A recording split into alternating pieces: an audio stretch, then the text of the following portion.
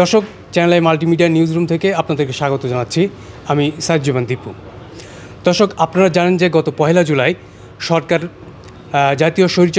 জাতীয় সঞ্চয়পত্রের প্রধান স্কিমগুলোর মুনাফা হার কমিয়েছে। এ বিষয়ে সরকারের অর্থ মন্ত্রণালয়ের অভ্যন্তরীণ সম্পদ বিভাগ একটি পরিপত্র জারি করেছে। এ বিষয়ে আমরা জানতে চাব চ্যানেল আয়ের বিশেষ প্রতিনিধি রিজভী নেওয়াজের কাছে। রিজভী নেওয়াজ, আপনাকে স্বাগতম। ধন্যবাদ দীপু। আপনি তো জানেন যে একটি পরিপত্র জারি করেছে অর্থ মন্ত্রণালয়ের সম্পদ বিভাগ। এখানে যে প্রধান যে স্কিমগুলো আছে সঞ্চয়পত্রে, সেগুলো কমানো হয়েছে মুনাফার হার। জি, তো এগুলো কি কবে থেকে কার্যকর হবে এই সিদ্ধান্তগুলো?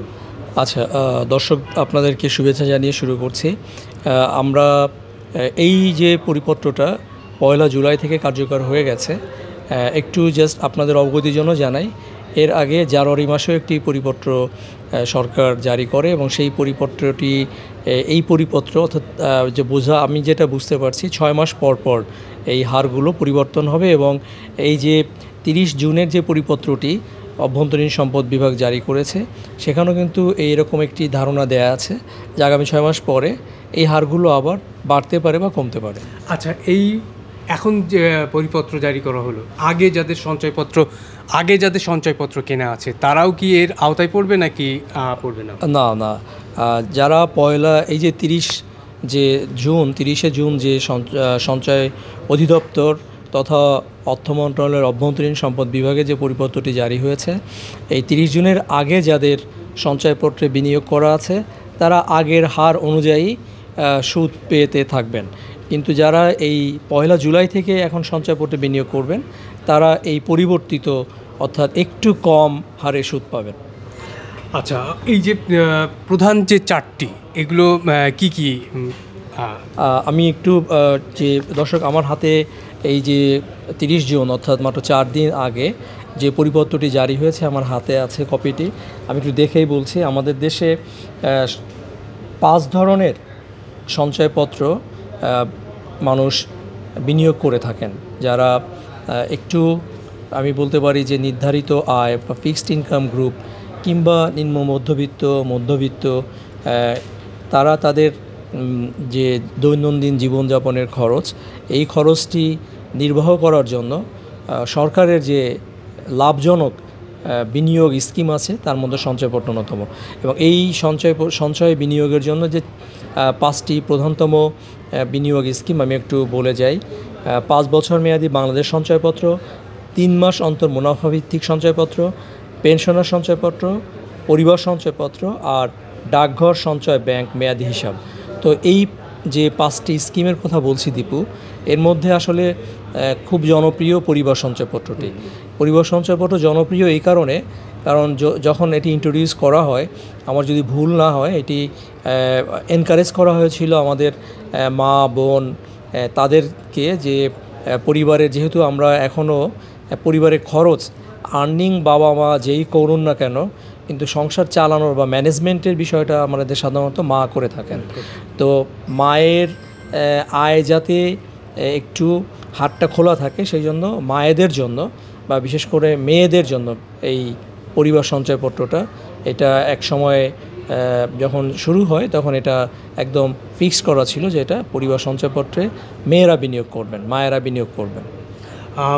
আরেকটা বিষয় হচ্ছে যে একটা সাধারণ এই ধারণা, যেটা মানুষ যারা সরকারি চাকরিজীবী বা অন্যান্য চাকরিজীবী, তারা পেনশনের পর তাদের পেনশনের যে টাকাটা পান তার একটা বড় অংশ তারা এই পেনশন সঞ্চয়পত্রে বিনিয়োগ করেন। আর সেক্ষেত্রে তাদের যে এখন তো তারা আর কোনো কাজ করেন না, তারা মূলত এইটার উপরে অনেকটাই নির্ভরশীল। তো সেক্ষেত্রে কি অসুবিধা হবে কিনা? না, আমি আপনার প্রশ্নে সরাসরি যদি এইভাবে যাই যে পেনশনারদের জন্য যে সঞ্চয়পত্র, আপনারা দর্শক জেনে গেছেন যে এটা জানুয়ারি মাসের যে সার্কুলারটা হয়েছিল সেটি ছিল হচ্ছে, আমি দেখেই বলি, 15 জানুয়ারি যে সার্কুলার, সেখানেও বলা ছিল 7.5 লাখ টাকা বিনিয়োগের একটা ঊর্ধ্বসীমা এবং নিম্নসীমা। হ্যাঁ, আপনি 7.5 লাখ টাকার ওপরেও বিনিয়োগ করতে পারবেন, কিন্তু যদি আপনার 7.5 লাখ টাকা কিংবা তার নিচে হয় বিনিয়োগটা, তাহলে আপনি সুদের হার খানিকটা বেশি পাবেন। আর বিনিয়োগটা যদি আপনার সঞ্চয়পত্রে বিনিয়োগ 7.5 লাখ টাকার ওপরে হয়, বেশি হয়, তাহলে আপনি সুদের হার খানিকটা কম পাবেন। এখন আপনার যে প্রশ্ন, আমি বান্ডেল থাকলে প্রতি সেনমানিতে টাকা বাঁচবে। বিকাশ সেনমানি বান্ডেল কিনে জিতুন প্রতি লেনদেনে। সেইখানে সরাসরি চলে যায় পেনশনারদের যে সঞ্চয়পত্র। পেনশনার সঞ্চয়পত্রে আপনার 5ম বছর শেষে অর্থাৎ মেয়াদ পূর্তিতে মুনাফার হার ছিল 12.55%। এটা কিন্তু জানুয়ারি মাস থেকে এই 30 জুন পর্যন্ত ছিল এটা 12.55। এখন সেটা হচ্ছে 11.98%। তো খানিকটা কমেছে। এখন 7.5 লাখ টাকার বেশি বিনিয়োগের ক্ষেত্রে মুনাফার হার ছিল 12.37%। এখন সেটা হচ্ছে 11.80%। কমলো কত? একটা খুব লজিক্যাল প্রশ্ন। পেনশনার সঞ্চয়পত্রে আপনি যদি 1 লাখ টাকা বিনিয়োগ করে থাকেন, আগে আপনি মুনাফা পেতেন 12,550 টাকা, এখন আপনি এই মুনাফাটি পাবেন 11,980 টাকা। তার মানে প্রতি লাখে আপনার মুনাফা কমছে 570 টাকা বছরে। রাইট। আমি আপনার প্রশ্নের উত্তর হয়তো দিতে পেরেছি। আচ্ছা, তাহলে যদি 5-7 লাখ যেটা বলা হচ্ছে, তাহলে প্রায় 500 করে আমরা এই হচ্ছেন মনে হয়, মানে 500 থেকে 600 টাকার মধ্যে অ্যাভারেজ। কিন্তু আপনার কিন্তু এমন না যে আপনি এই 7.5 লাখ টাকা সিলিংয়ের বেশি আপনি বিনিয়োগ করতে পারবেন না, নট দ্যাট। এটা আপনি বিনিয়োগ আপনার ওই যে আগের যে সিলিংগুলো ছিল সেই অনুযায়ী আপনি করতে পারবেন, কিন্তু আপনার মুনাফার হারটা একটু কম হবে। আচ্ছা, আর যেটা বলতে চাচ্ছি যে এটা আপনি জানুয়ারি মাসেও একটা প্রজ্ঞাপন জারি করা হয়েছিল, তো এই প্রজ্ঞাপন কি এখন থেকে মনে হয় প্রতি 6 মাস পর পরই করা হবে? এই হারটা বিবেচনা করবে। এইখানে একটু বলি সঞ্চয়পত্র কেন, সঞ্চয়পত্রের মুনাফার হার বেশি বা কম হলে সুবিধা কি, অসুবিধা কি? এখন আমাদের ব্যাংকের আপনি খেয়াল করবেন, ব্যাংকের ঋণ এবং আমানতের হারও অনেক বেড়েছে। এটি আওয়ামী লীগ সরকারের সময়ে আপনারা হয়তো দর্শক মনে থাকবে যে 9-6 খুব চালু একটি টার্ম ছিল। যদিও 6% কোনো মানে প্রজ্ঞাপনে বাংলাদেশ ব্যাংকের কোনো ধরাবাঁধা নিয়ম ছিল না, ডিপোজিট বা আমানতের সুদ হার 6% হবে, এটা আসলে কোনো লিখিত কোনো কোথাও আপনি পাবেন না। হ্যাঁ, কিন্তু এটা কিভাবে আসে আমি জানি না। এটা কৌতুক বা হাস্যরস করতে গিয়ে হয়তো 9-6 আমরা জানি যে মানে সামথিং নট ভেরি গুড। একটাই ছিল যে 9% বেশি সুদ হার হবে না। 9%, সেখানে আমি যাচ্ছি। 9% ছিল ঋণের সুদ হার। মানে তখন আমাদের দেশে ব্যবসায়ীরা বলেছিল যে 13, 14, 15 বা 18% পর্যন্ত সুদ দিয়ে ব্যবসা করা সম্ভব না। তো সেই দাবি থেকে, আর যেহেতু কোভিড ছিল আপনার মনে আছে, সো এইটা 2018 সাল থেকে আসলে ব্যবসায়ীদের দাবি ছিল 9% করার, কিন্তু এটি বাংলাদেশ ব্যাংকের তৎকালীন গভর্নর জনাব ফজলে কবির, আমি জানি যে উনি এটা নানাভাবে বুঝিয়ে বা কায়দা কৌশল করে এটাকে বিলম্বিত করেন, এবং সেটা আমার যদি ভুল না হয় 2022-এ এসে 9% এই সুদ হারটা চালু হয়। তো এখন ধরেন 9% যদি আপনার ব্যাংকের ঋণের সুদ হার হয়, আর সেইখানে যদি সঞ্চয়পত্রের সুদ হার 12-13% হয়, তাহলে কি হবে? মানুষ, আমি একটু ভুল বললাম, 9% তো ঋণের সুদ, ওটা আমানতের না। আমানতের সুদ হার তখন ছিল 6% মনে করেন আপনি। আর এদিকে সঞ্চয়পত্রের সুদ হার যদি 10% হয়, কেউ তো ব্যাংকে টাকা রাখবে না, সবাই সঞ্চয়পত্র কেনার জন্য হুমড়ি খেয়ে পড়বে। এবং তখন সেটাই ঘটেছিল। সঞ্চয়পত্রে সরকার অনেক মানে যে একটা প্রতি বছর বাজেটে একটা সংখ্যা ঘোষণা করে যে এই বছর আমরা সঞ্চয়পত্র থেকে এত টাকা, 1,000 কোটি টাকা আমরা ঋণ নিব। দেখেন, আপনি সরকার কিন্তু এটা ঋণ নিচ্ছে মানুষের থেকে, কিন্তু এটার একটা সামাজিক কল্যাণের দিক আছে। আমি যেটা একটু আগে বলেছিলাম যে অনেক পরিবার আছে যারা একটু সচ্ছলভাবে চলার জন্য তারা সঞ্চয়পত্রে বিনিয়োগ করে থাকে। তো আপনার নাগরিকদের জীবনযাপন সহজ করার জন্য সরকার আমার থেকে ঋণ নিচ্ছে। বিপরীতে আমাদেরকে মুনাফা দিচ্ছে একটু উচ্চ হারে।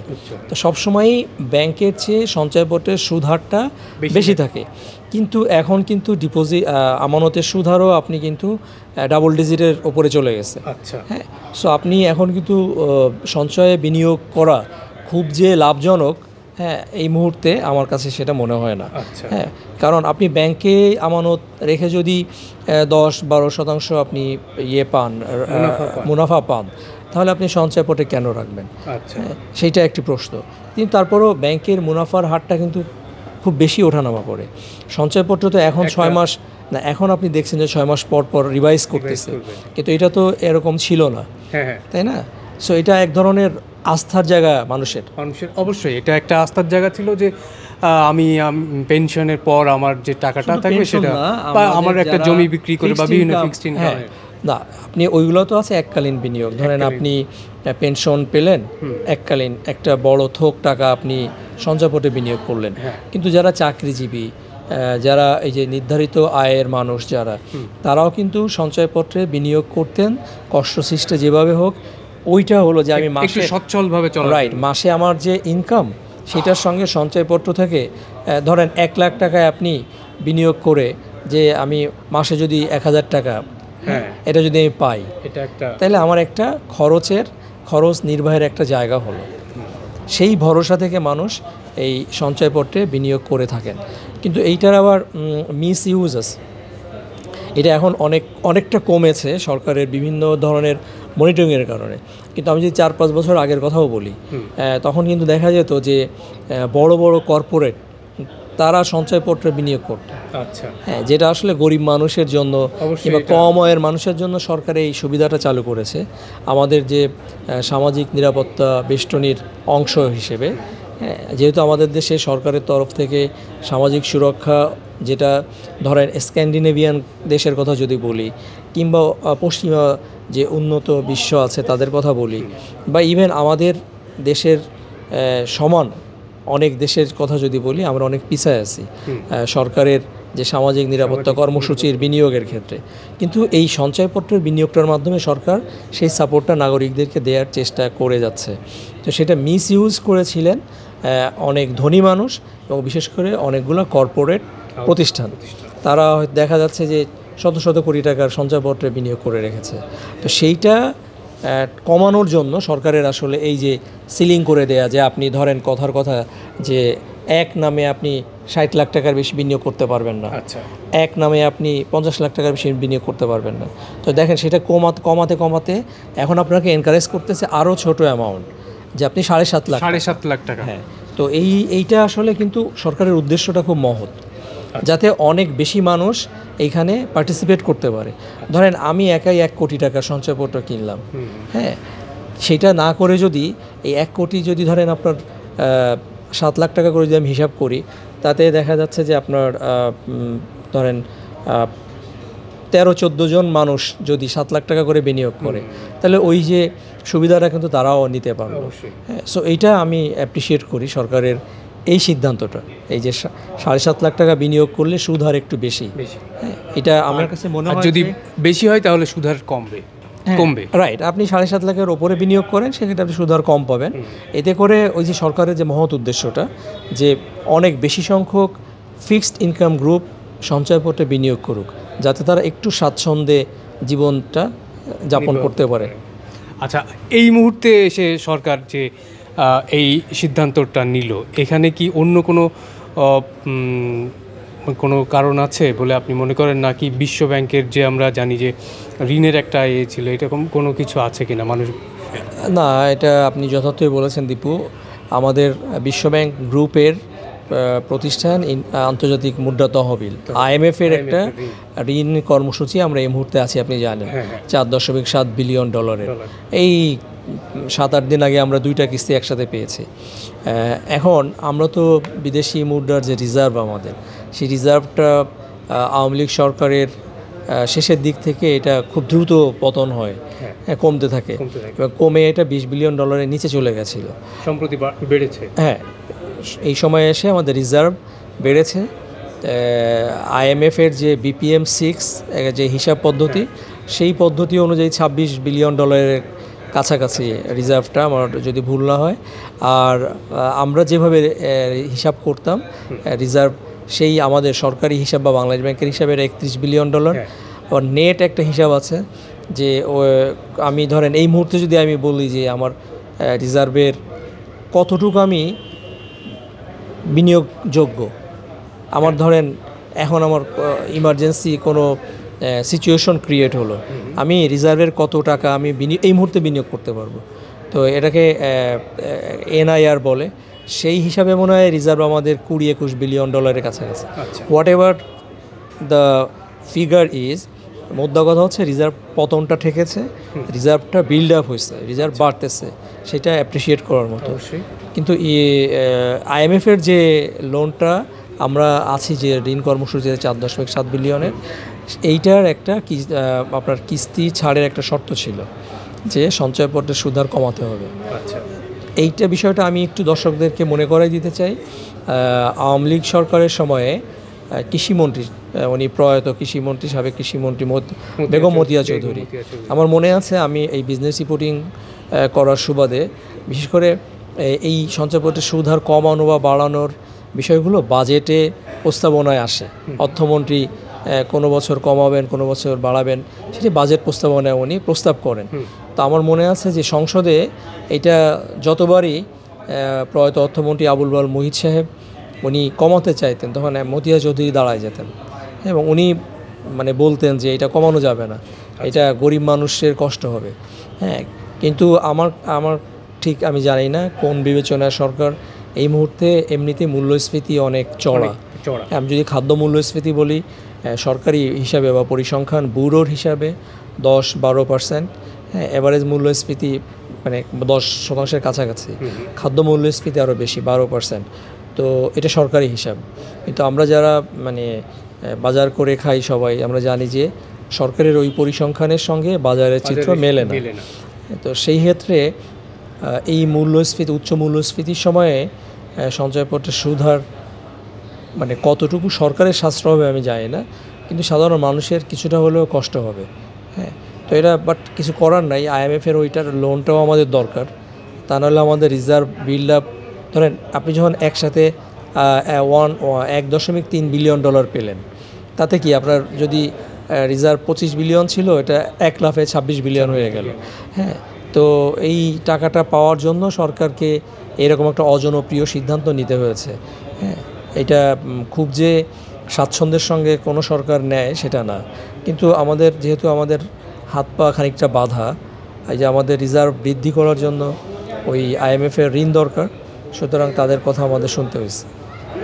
ধন্যবাদ আপনাকে। দর্শক, আশা করি আপনারা এই বিষয়ে বিস্তারিত জানলেন এবং বিস্তারিত জানতে পারলেন। আর আপনাদেরকে ধন্যবাদ আমাদের সাথে থাকার জন্য। আমরা ভবিষ্যতে এরকম আরও বিষয় নিয়ে আপনাদের সামনাসামনি আসব, আপনাদেরকে বিস্তারিত জানানোর চেষ্টা করব। ধন্যবাদ। শুরু হয়েছে Standard Charter Channel i agro অ্যাওয়ার্ডের 10ম আয়োজনের মনোনয়ন গ্রহণ। এবার নতুন ক্যাটাগরি বছরের সেরা ছাদ কৃষক সহ মোট 13টি ক্যাটাগরিতে পুরস্কার প্রদান করা হবে। মনোনয়ন গ্রহণ চলবে আগামী 15 জুলাই 2025 তারিখ পর্যন্ত। বিস্তারিত জানতে ভিজিট করুন www.agroaward.com এবং ফোন করুন 018737000556 এই নম্বরে।